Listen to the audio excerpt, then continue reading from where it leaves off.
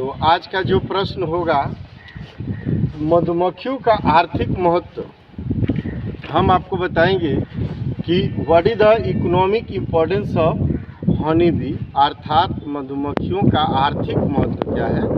आर्थिक महत्व का मतलब होता है बाबू कि हम मधुमक्खी पालन करते हैं या शहद का निर्माण करते हैं तो उससे हमको लाभ क्या होगा। लाभ का मतलब होता है कि उस मधुमक्खी पालने से हमको क्या फ़ायदा होगा। अर्थात फ़ायदा का मतलब सामान्य भाषा में कहा जाए कि जब हम मध बेचेंगे बाबू, मोम बेचेंगे, उसे अनेक प्रकार का औषधि बनाकर बेचेंगे तो हमको पैसा मिलेगा, रुपया मिलेगा। इसी को हम आर्थिक महत्व कहते हैं।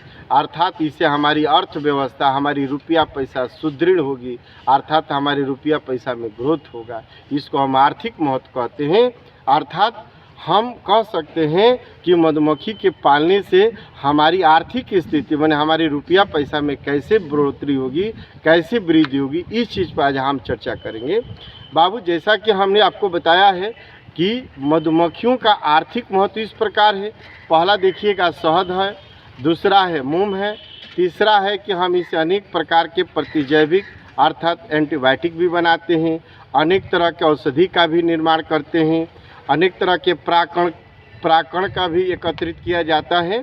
तो इन सारे दृष्टिकोण से आप देखेंगे तो इस निष्कर्ष पर पहुंचेंगे कि हाँ, वाकई मधुमक्खियों के पालने से आर्थिक महत्व अर्थात हमारी आर्थिक स्थिति में काफ़ी सुधार होगा। हमें आर्थिक रूप से हम स्वतंत्र होंगे, अर्थात आर्थिक आज़ादी मिलेगी, हमारी अर्थव्यवस्था काफ़ी मजबूत होगी। इस चीज़ पर हम चर्चा करेंगे।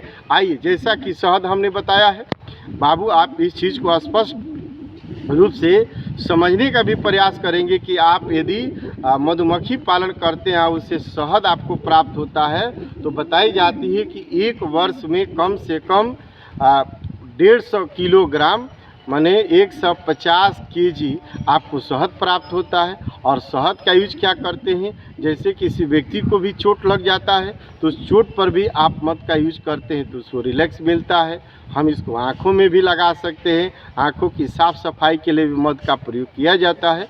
इतना ही नहीं, शहद में देखिएगा, शहद जो व्यक्ति या कोई भी मनुष्य है यदि इसका सेवन करता है तो वह देखिएगा काफ़ी शक्तिवर्धक होता है, व्यक्ति को शक्ति भी मिलती है। मध खाने से व्यक्ति को शक्ति मिलती है। शक्ति माने शक्तिवर्धक का मतलब होता है उस व्यक्ति को शरीर में अनेक तरह से पौष्टिक तत्वों को भी वो पूरा करता है, विटामिन को भी पूरा करता है, और उसमें एंजाइम भी होता है, डिसैकेराइड शर्करा भी उपस्थित होता है।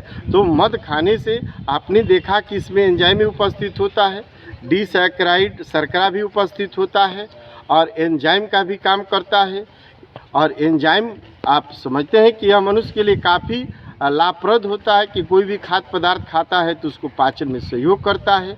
और डिसैकेराइड शर्करा का मतलब होता है कि उसमें हमको देखिएगा कार्बोहाइड्रेट के रूप में भी प्राप्त होता है।